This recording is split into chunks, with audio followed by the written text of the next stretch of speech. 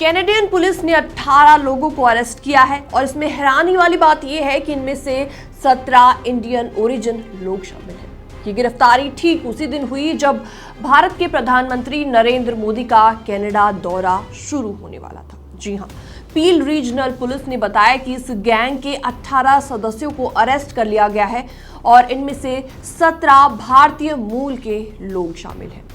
Hello and welcome, मैं हूं आपके साथ प्रेरणा कौशिक और आप देख रहे हैं एनबीटी इंटरनेशनल। तो इस गैंग पर सीरियस आरोप लगे हुए हैं, जैसे कि ड्राइव बाय शूटिंग, आगजनी, धमकियां और साउथ एशियन कम्युनिटी के लोगों से जबरदस्ती पैसे वसूलना। पुलिस ने इस ऑपरेशन को नाम दिया है ऑपरेशन आउटसोर्स, जो साल 2023 में शुरू किया गया था। पील पुलिस चीफ निशान दुरियप्पा ने कहा है कि ये गैंग इतना वायलेंट हो चुका था कि लोग अपनी ही कम्युनिटी में डर और असुरक्षा महसूस कर रहे थे। अब आप ये सोच रहे होंगे कि इस गैंग का आखिर क्या मकसद था, क्या मोटिव था। तो पुलिस का इस पर कहना है कि इस नेटवर्क के 2 हिस्से थे। पहला था एक्सटॉर्शन एंड वायलेंस, दूसरा था टोइंग इंडस्ट्री में फ्रॉड करना। जी हाँ, यानी ये लोग साउथ एशियन बिजनेस ओनर्स को धमकी देते थे, उनसे मोटी रकम ऐंठते थे और ना देने पर उनके घर या दुकान पर गोलियां चलवा देते थे या फिर आग लगवा देते थे। और इसके अलावा ये लोग इंश्योरेंस फ्रॉड में भी शामिल थे। गाड़ियों की नकली टक्कर दिखा के क्लेम लिया करते थे और टोइंग बिजनेस पर कब्जा जमाने के लिए हथियार और मारपीट तक का इस्तेमाल किया जाता था।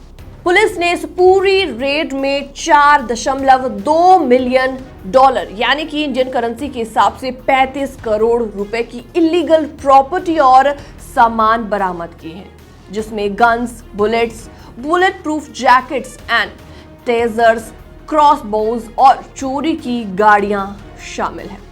पुलिस ने बताया कि साल 2023 में एक्सटॉर्शन की घटनाएं बहुत तेजी से बढ़ी।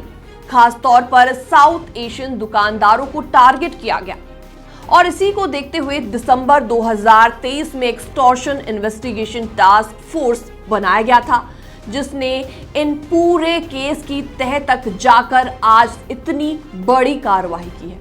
तो ये बात इसलिए भी काफी ज्यादा इंपॉर्टेंट हो जाती है क्योंकि पिछले कुछ महीनों में कनाडा के दोनों कोस्ट पर ड्राइव बाय शूटिंग्स की घटनाएं हुई हैं और कनाडा की पूर्व सरकार ने इनमें कुछ मामलों में भारत पर शक भी जताया था। लेकिन अब खुद कनाडा की पुलिस ने माना है कि इन हिंसक घटनाओं में स्थानीय भारतीय मूल के लोग शामिल हैं।